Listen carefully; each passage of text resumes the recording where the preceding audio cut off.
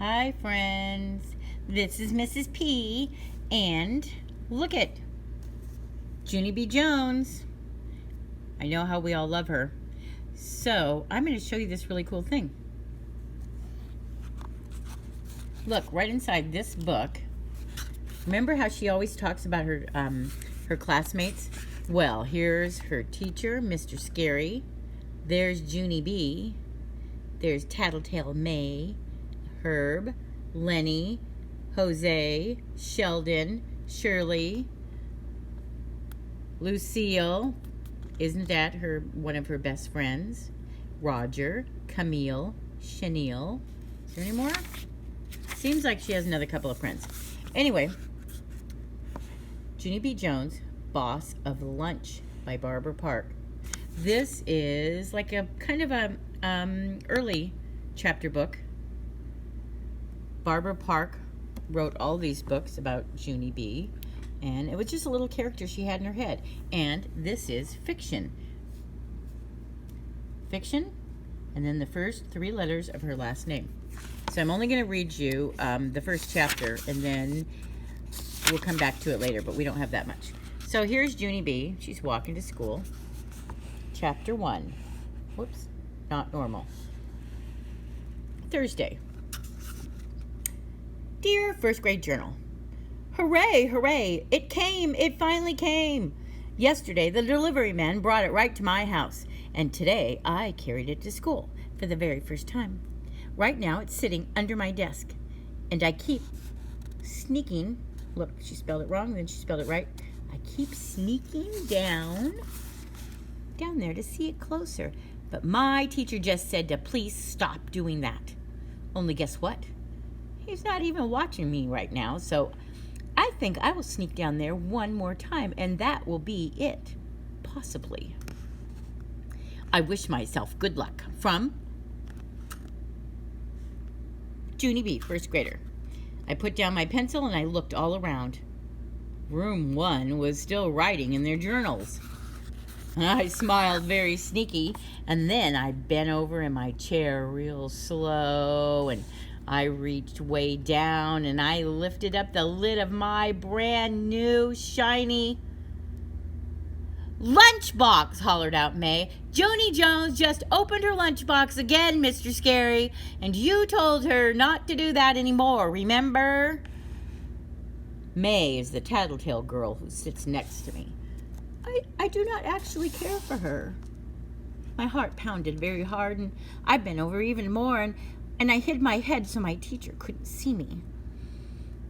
Only I didn't do a good job of hiding, I guess, because just then I heard Mr. Scary's shoes walking towards me, and he says, Junie B., why is your lunchbox open again?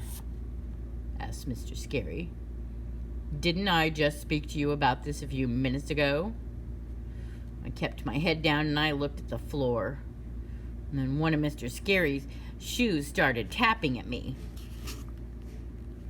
Tappy shoes are not happy shoes, I think. Junie B., said Mr. Scary again, do you have a good reason for opening your lunchbox again? I quick closed my eyes and I tried to think of a good reason, and Mr. Scary's shoe tapped louder. And I opened my eyes and I peeked at it, and then bingo! All of a sudden, a miracle happened. One of my eyes saw my napkin in the corner of my lunchbox. And a bright idea popped right into my head. I quickly grabbed the napkin, and I started shining Mr. Scary's shoes. Look, Mr. Scary, look! Here. Oh my God, she's such a goof. Here's my good reason. See me, huh? I'm shining your shoes with my napkin. See? And I shined and I shined. This is the smartest reason I ever came up with, I said, very proud. I smiled up at him and I said, would you like some spit on the napkin? I asked real nice. A little spit makes shoes look extra gleamy. Mr. Scary quick pulled his shoe away. No, Junie B., no spit, please. Just sit up. I sat up.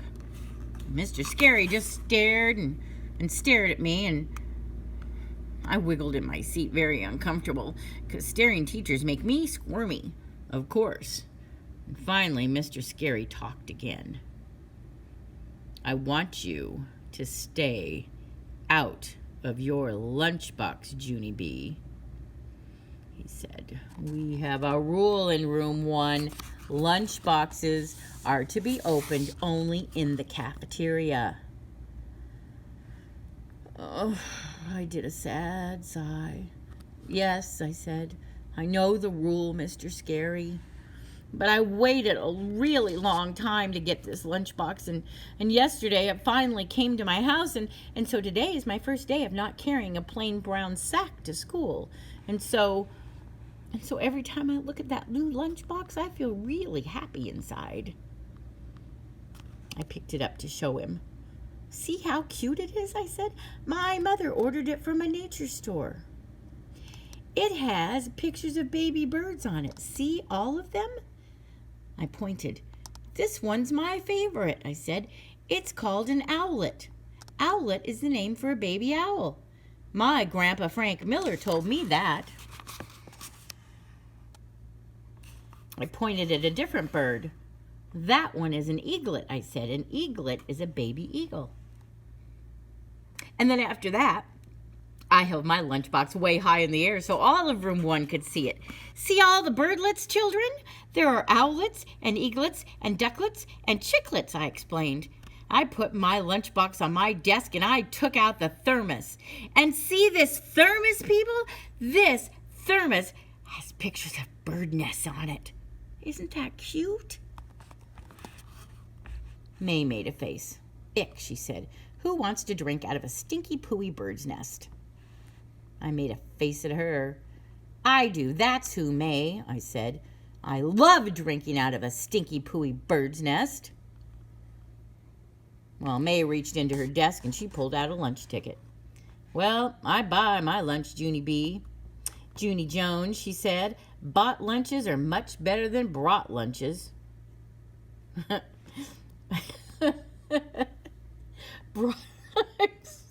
I'm so sorry.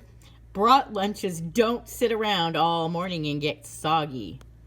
I crossed my arms at that girl. That's the dumbest thing I ever heard of, May, I said right back. Brought lunches are way better than bought lunches, 'cause brought lunches are made special by our very own mothers. Mr. Scary did a frown. Okay, girls. That's enough. But May kept on arguing with me. For your information, Junie Jones, mothers are not professional lunch makers. She said mothers are just plain old normal people. I stamped my foot at her because that was my final straw. Do not call my mother normal, May, I hollered. No one in my whole entire family is normal. Oh my gosh. So there. And May started to laugh. And then some of the older children laughed too. I do not know why. And finally Mr. Scary snapped his fingers at them and I put my lunchbox back on the floor. It was not my best morning. Okay, that's the end of chapter 1. I'm going to put the bookmark in it. We'll come back to it next week. Bye.